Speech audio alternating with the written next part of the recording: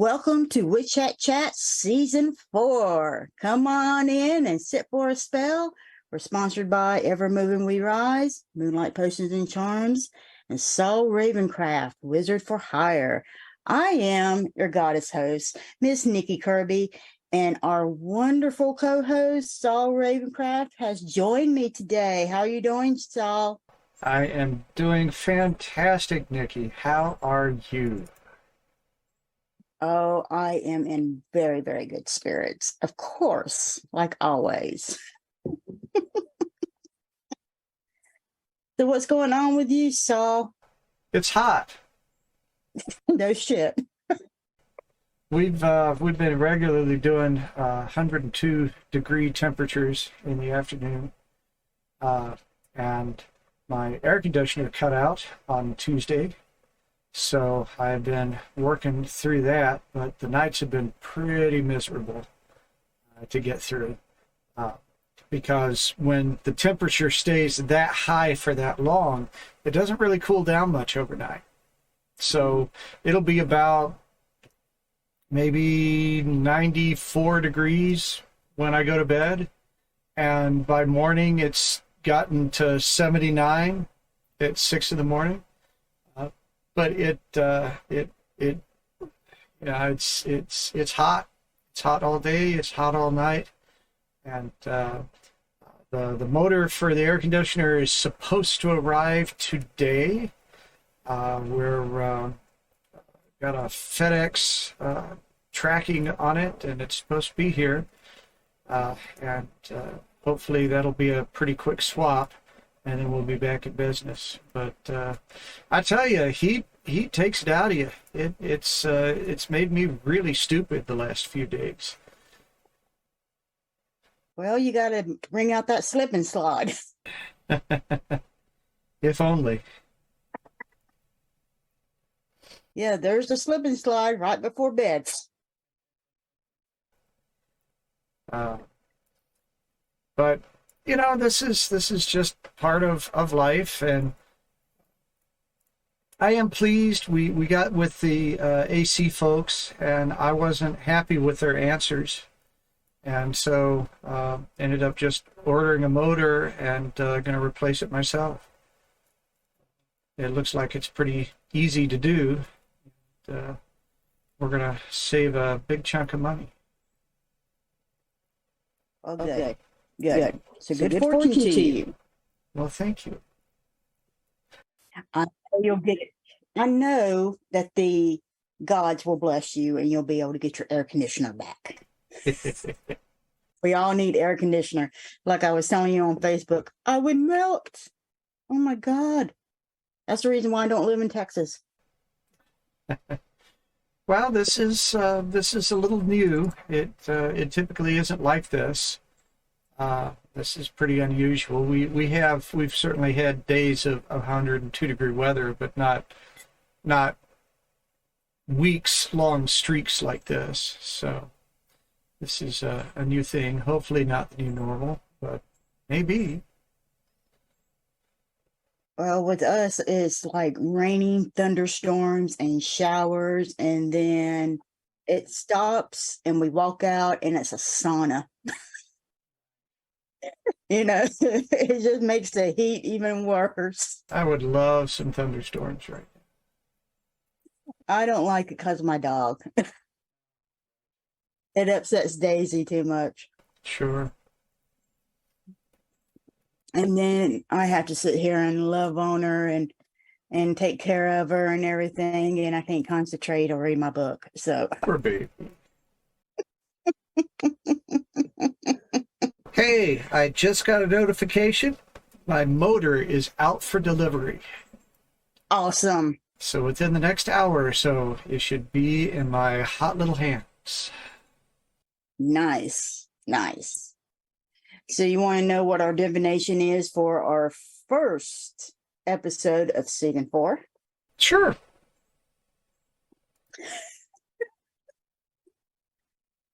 When tempted to fight fire with fire, remember that the fire department usually uses water. This is true. So that will be especially useful for you. Yeah, indeed. So can you believe it's been 4 years? That's a lot of it's a lot of episodes. Mm-hmm. Mm-hmm. And they told me I wouldn't start one. Well, you're persistent on this sort of thing. Nah. Just people kept saying, "Oh, we like your show. Can you do another one? We like your show. Can you do another one?" Sure. I don't know why you like me to talk, but people like me to talk for some reason. So, what is different for you after 4 years versus when you started doing those first episodes? Are you at all different than you were then? Oh, yes. I am a lot different between then and now. I mean, well, first of all, you're here. That's a difference. That's a major improvement. Matter of opinion, I'm sure. Oh my God. Since I first started, things were just it was during COVID, and of course everybody was shut in. We wasn't allowed to go outside unless you were an essential worker, and then people kept trying to redefine what essential workers are.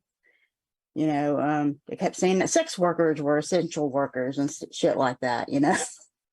Well, no lies detected. And the bars were the essential workers, and I'm like, no.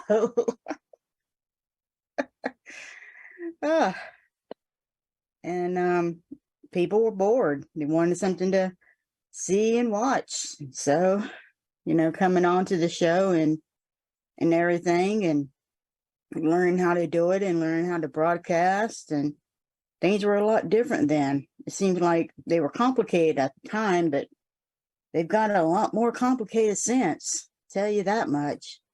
Right. It's funny thinking about COVID. I was looking back at my Vault of Horror shows that I've been doing, and I've been doing them since at least 2017, because someone suggested a movie. I went back in my archives and saw, oh no, we did that in November of 2017. So not time to repeat that yet. And when COVID happened, I remember everything just getting weird all of a sudden. And for a while, I was doing what I called the day drinking editions of Ravencraft's Vault of Horror. It was the first time I'd ever worked with broadcasting, and I mean, I'd done a couple of little Facebook Live in the moment kinds of things, but this was the first time I tried to do something that was a show. And I dug into movies from the public domain, and I was doing maybe a couple of them a week, because I knew people were just soaking in frustration, and I thought this would be a fun way to help keep people entertained and get their minds on other stuff. And ooh, excuse me, it's not you. It's the heat. But that was quite an adventure. I think I did it for well, I know I did it for a few weeks. I think maybe there were about a dozen movies that I screened that way.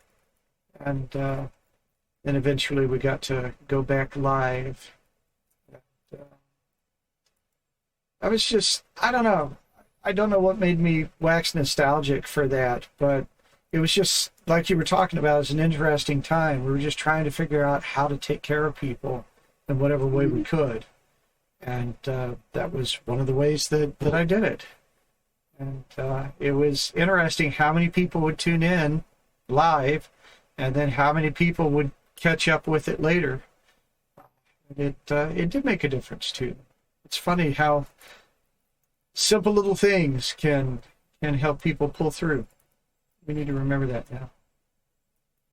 Yeah, because I remember we had to do the commercials live at the time, and so I had to sit here, grab the commercial, and try to run it at the same time on this little computer and getting all that together. And then if I need to find something, and sometimes my computer decided it was going to, hey, let's play hide and go seek.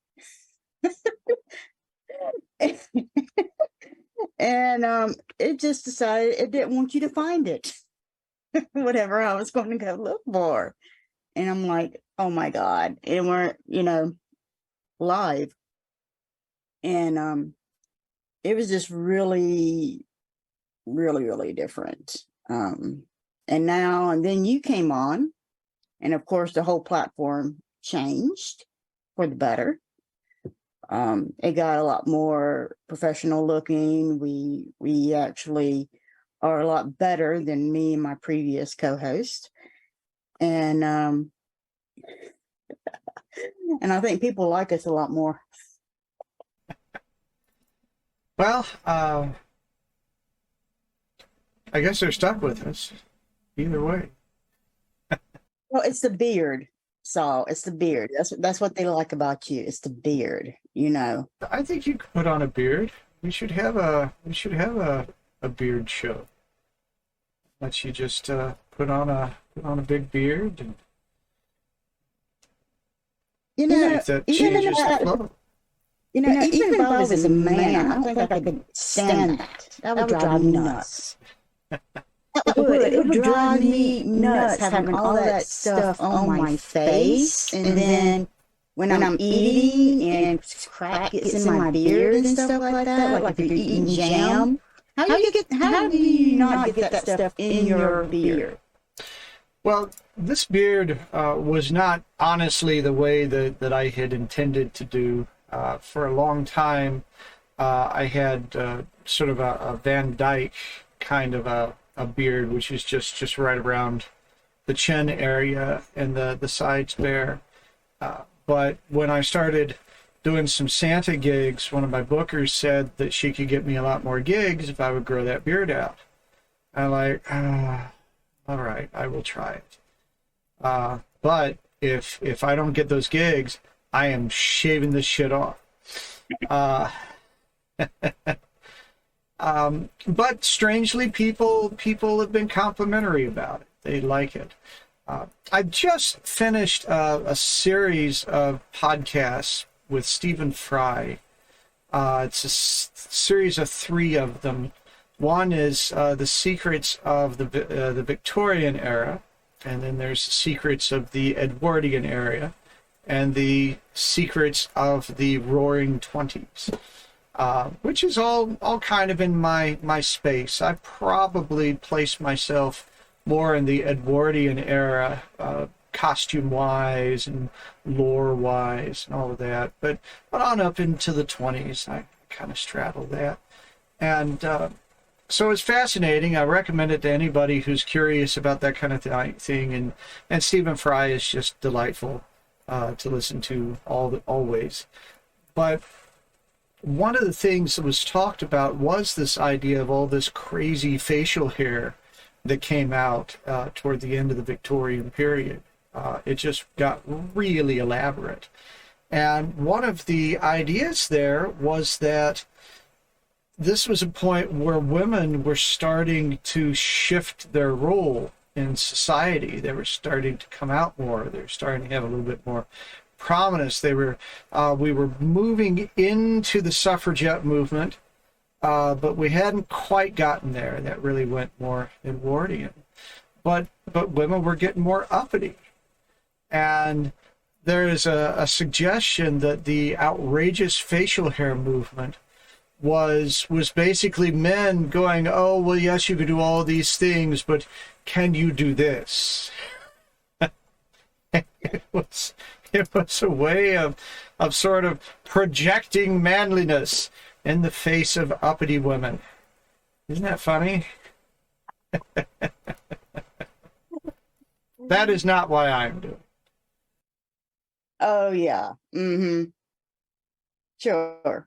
I like to see that, your mustache to kind of curl on the ends. I mean, a lot of people are doing that now. I actually have a friend in California who started to do that during the COVID, during COVID. And I still see him with pictures, but there's little curls on the end of that little mustache of his. And it's kind of reminds me of those,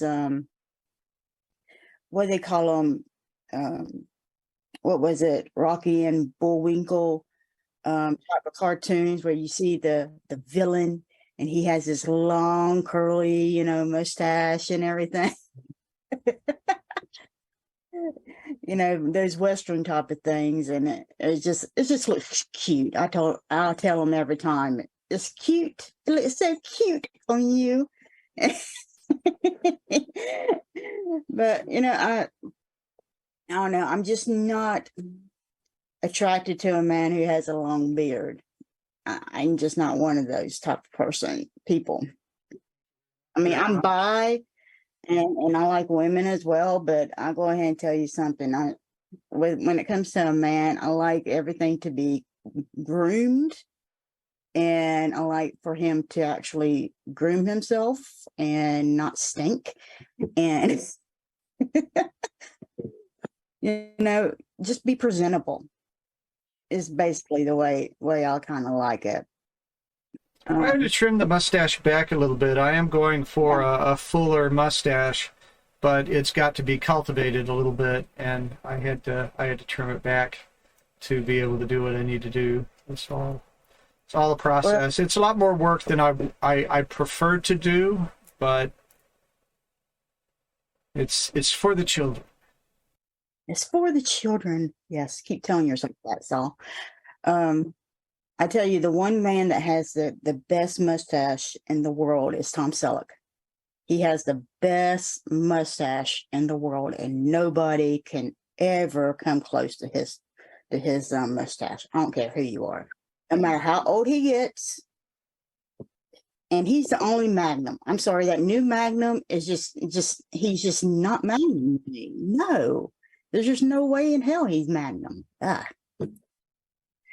But anyway, it's been a long, well, not really long. Sometimes when we look back, it seems like it's shorter than what it actually was. So, how have you changed since I first dragged you on the show here? Oh, I don't know. I wasn't thinking so much about personal change as I was about comfort and how you interact with the show. Obviously, we went through a few changes. We were originally doing live broadcasts, and we realized that we didn't need to do that, and that gave us more flexibility in how we were able to do things. It certainly helped when guests suddenly weren't available and needed to reschedule, which they do even when we record things. But we have a lot of ways to work around that. But I was having to do, like you were talking about, all the commercials and everything live, and that put a little bit of pressure on to have the right things in the right place and have them work correctly. Have a little bit more flexibility now that we are doing some editing. When we were first doing this, I was doing things in my office. I hadn't put my little studio area together. And so I have a much better setup here with microphones, with little earbuds, and all of that sort of thing.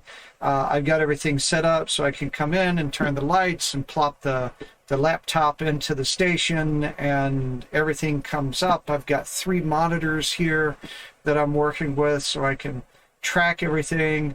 I've learned better ways of working with editing. For the techie, geeky people out there, I've actually got you and I on separate audio tracks. Before I was just doing left and right, but now I've figured out how to set us up on totally separate stereo tracks, which I work with in editing, which gives me a lot more flexibility and power to work with things. So, you know, I'm more adept at all of this than I was in the beginning, and have certainly developed tools and techniques to make all of this easier. One of the things that people don't know, but you will be very familiar with, is if we do have a point where we know we need to make an edit, we put a little black in. Looks like that. And that's a simple little thing, but when we do that, when I'm going along on the edit, I can see those black frames and know exactly where it is that I need to make adjustments. We didn't do anything like that before, which meant that it was hard to be efficient. Everything had to just be gone over again and all of that. And so I feel like I'm better at this than I was when we first started. I was pretty good when we first started, but now I feel like we're able to deliver a consistent professional product, and I've invested in equipment and software and things like that to improve all of that, which I didn't have before. So yeah, those are things, not necessarily the way I've changed, but certainly the way the process has changed. And with that, we need to take a short break and listen to our sponsors, and we will be right back with Mr. Saul Ravencraft and myself. Stay tuned. Anybody can tell you what is on a tarot or oracle card. What matters is seeing beyond what others may not be able to see and help the client to uncover what lies in the mist. What do readings from Moonlight Potions and Charms do? Wednesday, I did this ancestor reading, and it was an amazing reading, and it was a detailed reading. And I remember talking to this customer's ancestors, and it was so delightful, and he wanted some questions to be answered about the magic in his family because he didn't know. And his family was mostly like most of our families are. You know how everything is like hush hush when it comes to the magic in his family. And he wanted to know who can he actually talk to about the history of the magic in his family. And I was able to give him specifically who he can go to talk to about that. What particular deity he can actually go to be able to help him with this. And it was just an amazing reading, and talking to his ancestors, they were such a delight, and they told me so much about this customer. It was just an absolutely wonderful reading for him, and I was just so happy to be able to give him this wonderful reading. It's really amazing to be able to give people these readings, these products that's really going to help them, and be able to give back to the community, because this is what Moonlight Potions and Charms is about. We want to help you to embrace the power of your own magic. That is what we are all about. It's to help you to do that. Book now and allow our wonderful staff to take care of your spiritual reading needs. And there is so much more in our Wicked store to help you to embrace the power of your own magic. So come on in to Moonlight Potions and Charms at www.moonlightpotionscharms.com and discover the wicked things that ignite the magical passion in you. I'm Saul Ravencraft, co-host of Witch Hat Chats. I understand just how confusing and chaotic it can be to open to a path of magic and manifestation. Everything seems to turn on its head. I want to be an ally as you find the way upon your path. My studio setup will let us do readings, coaching, and exploration virtually, just as though you were sitting across the table from me. One size does not fit all, and we will work together to craft the right approaches to build your practice, your confidence, and your power using the tools of divination, magical works, and spirit connections.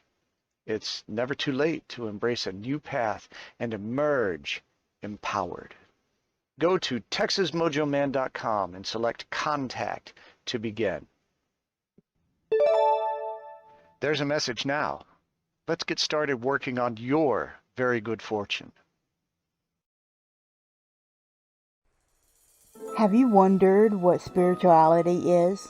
Spirituality is limitless, as it does not contain any boundaries on beliefs or practices. Spirituality's most important component is personal experience and allows one to explore it freely. Evermoving We Rise is a spiritual moving tradition, as our name is our lifestyle, because we are persistently rising and moving forward. We realize that everyone's spiritual journey is extremely personal, but more easily traveled with reinforcement. We'll teach you to become friends with your shadow, emerge your authentic self, and give you time and space to develop your own spirituality. And when situations bump back, you'll have the entire community behind you, as we are a magical family who work to sustain each other. Discover the benefits of working within a society dedicated to helping you grow on your personal path. Visit us on our website, Linktree, or Facebook page and discover why we don't fit in the box. Welcome back to Witch Hat Chats. It is me, Saul Ravencraft. I am here with Miss Nikki Kirby. We are looking at 4 years of Witch Hat Chats. And we're talking about where we are, where we were, where we're going to be. I guess we're going to be talking about where we're going to be in this segment. Yes, so. Yes. During the break, we were talking about how we tend to manifest things. And, of course, with the way the world is, everybody wants that instant gratitude. Oh, yeah. Instant manifestation. Boom, Hollywood. You turn around, you snap your fingers, and there's your money. Or you snap your fingers, and there's the love of your life. Or, you snap your fingers, and there's your dream car. Whatever that it is. Everything gets taken care of in one big bang. Yesterday, everything sucked. Today, it's all wonderful, and you're at the top of your game. Right. It hadn't been like that for me. Well, I don't think it's really like that for anybody. Yeah. A lot of people think, well, they just see these people that are on the top of their game, and they think, oh, they just woke up one day and it's like that. It's not like that for them. I don't think. Everybody has a journey. We all got there. But the thing about it is, nobody ever records their journey, so we don't understand or realize, hey, this person comes from, blank this part of town, or this person came from the streets and literally lived on the streets at one point, or this person understands what it's like not to be able to pay their power bill or their food bill or whatever it is. It's one of those things people are like, and we tend to get frustrated because we're like, you have everything and we have nothing. Well, first of all, when you have that type of attitude, you need to stop and show some gratitude because you have something. Sure. You have your life. Right. Your life's been given to you, and whether you like your life or you don't, that is always a precious gift. Yeah. One thing. And that should be right there thankful for. And only you can be able to change it. So, the thing about magic is a process. It's an art form, and it's also a process. It's kind of like in a way, a scientific method. Okay. In some ways. Because you come up with this idea. This is what I want. Now I need to figure out, how do I get to from point A to point B? And then sometimes, well, I can't get to point B because I got to go to point C and then D. And sometimes I got to go over here to G before I can go back to B. And so you need to try to figure out all those little points and all these little details in between. And yes, it does get aggravating. It does get frustrating. And when you're figuring all that stuff out and you do all that research and you're gathering all your tools, and when I mean tools, I mean like, your herbs and your stones and tarot cards, whatever you're going to use. Your candles. Some people use wands. I don't. If you want to be flashy and put on your robes and do the whole ceremonial thing, whatever's up to you, fine. And you do your work, and then you go and you perform your magical ritual, whatever that may be, and bam. Now, what is it that we do after this? Do we sit here and wait for the cosmos to send their magical mail person to give us that $10,000 that we may need? I wish. That would be awesome. They ring your doorbell, right? And say, hey, you just won the lottery. That would have been awesome. Yeah. Would that not be awesome? To win the lottery, snap your damn fingers and say, hey, I'm going to win the lottery and win that $1 billion. Oh my God. I think in many cases, we don't need a better life. We just need better PR. Well, you have to go with the follow through. So whatever it is that you just ask the universe for, they're not going to sit here and say, okay, you asked me for this, but there's certain things you have to do in order to get this. So while the universe is saying, okay, I'll give you this much, and while we're working on our side, you need to go work on your side. Sure. So you need to be doing, whatever it is to do C, and then go back to wherever the other letter was before you can get to B, right? And so you need to be working on that. And I know that we get frustrated with that, but we really need that frustration because it keeps us moving forward. And the thing about it is,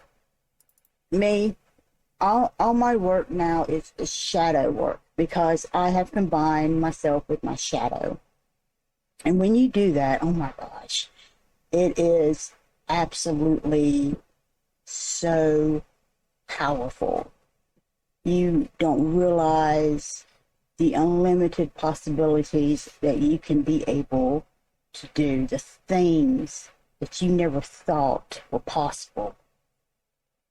Your shadow is the one that has you to be able to do that, makes you go and push that thing just a little bit further beyond what you think you can do. And the shadow is what keeps you frustrated, but it also keeps you going, and it keeps you hungry to get to that next step, into that next step, into that next step, into that next step, until you finally get there. But at the same time, you need to also realize that you need to take care of yourself. You need to do some self-care. And to me, that's always been the hardest part. Because I'm always doing everything else, and I always have to put myself last. Because as a female, we're taught to put ourselves last. That is what society tells us. They say you have to put everybody else first in front of you. Because if you don't, you are a self-centered bitch. Basically, is the way we put it. And I'm just to the point where I've had to take a few days off this week. And I really have had things that I've had to do. But I told myself I really need to take this time off and just kind of relax a little bit and breathe, because I was getting to the point where I was getting extremely tired. I was getting frustrated. And when you get to that point where you're getting so tired and you're getting so frustrated and you're just running down, that's when you decide, hey, I need to take, a few hours. Take a few hours off. Yeah, it will put you behind, but at least you'll be refreshed and re-energized when you do that. Right. Also, I think that one of the things that is important is to spend some of that time doing something. For me, it's learning. That's what so take, for example, this silly air conditioner thing that's going on, which I consider a kind of a manifestation. Just because you do the work, just because it's not done by magical fairies, doesn't mean that there's not magic at work there. And I was able to very quickly manifest the kind of motor I had. I mean, by the end of the day, I already knew what my other options were, because I went and did some digging onto that. So when I got that call from the AC folks saying it's going to be $1,000 to replace this engine, I went, well, let me think about that.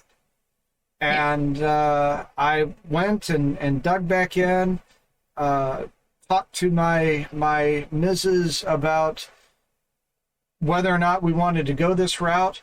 With the idea that, I'm not an AC guy, but this really looks pretty straightforward. I think we can do this, and ultimately making that decision. And after I ordered it, there are a few things that I didn't fully understand, and I've been going through and looking at some video and looking at some information, and now I think I understand it well enough so that when that thing gets here, I'm just going to go boop, boop, boop, boop, done. I think this is going to be like a 15-minute job at most. And I'm ready for it. I'm as ready as I can possibly be for it, because I took some time. I knew this was going to come together, and I took some time to get ready. And that is such an important aspect of of setting the way. I was doing a reading for someone the other day, and we were talking about gratitude and manifestation. And so gratitude, from my perspective, is the way that you give 5 stars to the universe. Oh, yes, love this, would get it again. 5 stars. Because I think what the universe does is, if it doesn't get feedback from you, it just goes, okay, well, we don't know. Let's just throw some random shit in there and see how that goes.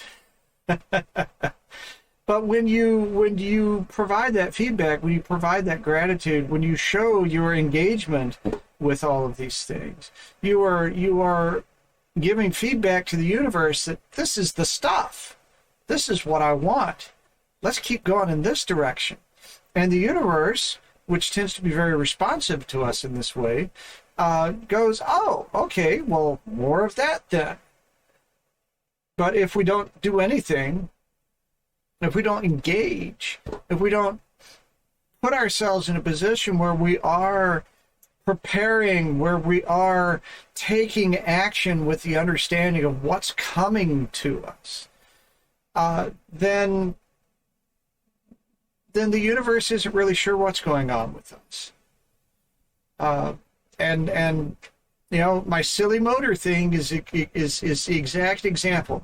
That unit is pulled out, sitting on the floor, facing the right way, waiting for me to unscrew that bracket and switch the motor out. I mean, it's all set. As soon as that thing shows up at the door, bang, we're going. We are all set. And I think that when we want to manifest things, that's the way that we really need to prepare. That's the way we need to be. I think there's a lot of people that like the idea of what they want to manifest, but when it shows up, they're like, oh, well, but, I have this stuff going on, and I don't know. This sounds hard. It just sits there in the box, and we have to be ready to go. Yeah. It's like,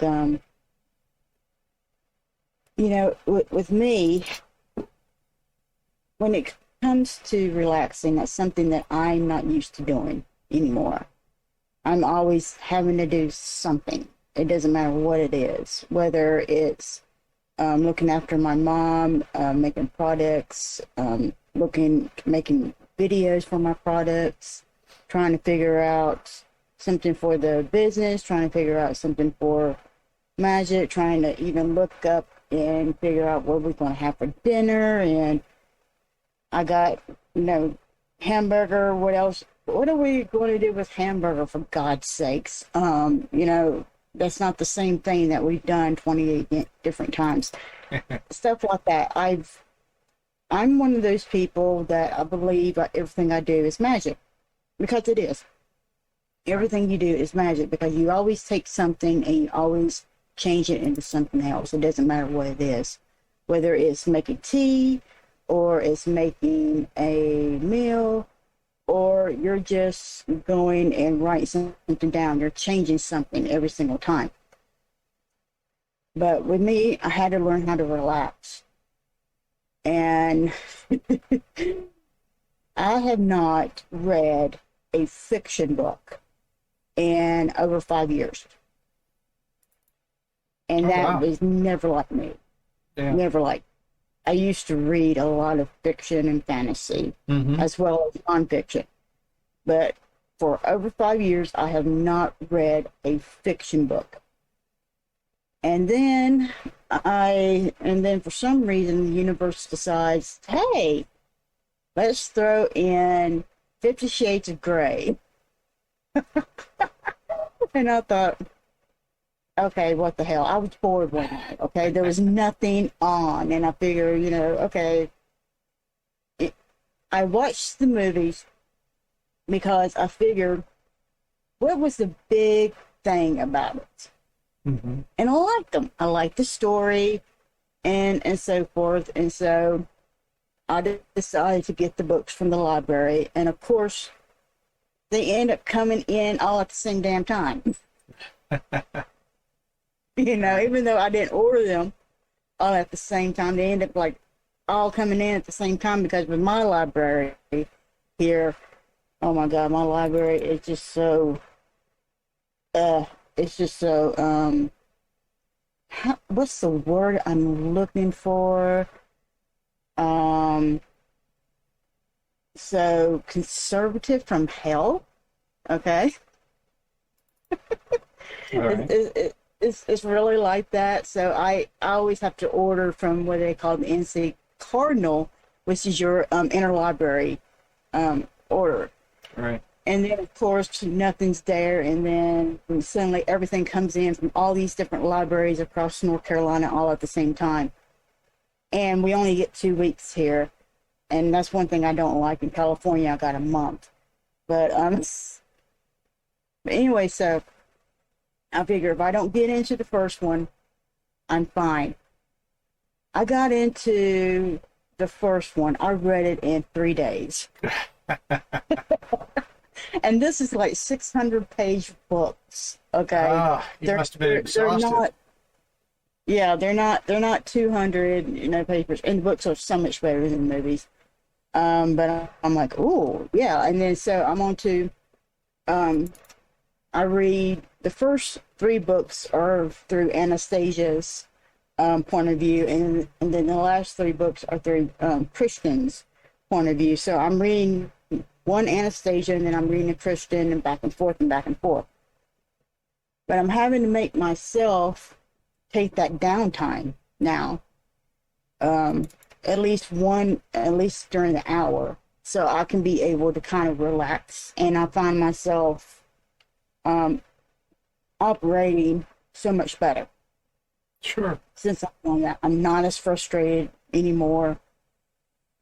I'm a lot happier. Cool, because I tell you, those things, it's a good thing I'm not in Texas and without air conditioning. It is a good thing. All right. That looks like that's the end of our show today. Oh my goodness, that went so quick. Join us next time and come on back, y'all. You hear? Embrace your power, support your community, keep your fuzzy babies, your family, friends, and yourself safe, and have an absolute magical week. I know some people who like to chat. I think they're witches, how about that? And every Sunday at 12 o'clock. And if you're hurting, they're willing to talk. Nikki, Kirby with that black stone. I agree, Evermoving We Rise. Life and soul will the beautiful mind. I give you blessings under moonlight. I know some people who like to chat. I think they're witches, how about that? And every Sunday at 12 o'clock. And if you're hurting, they're willing to talk.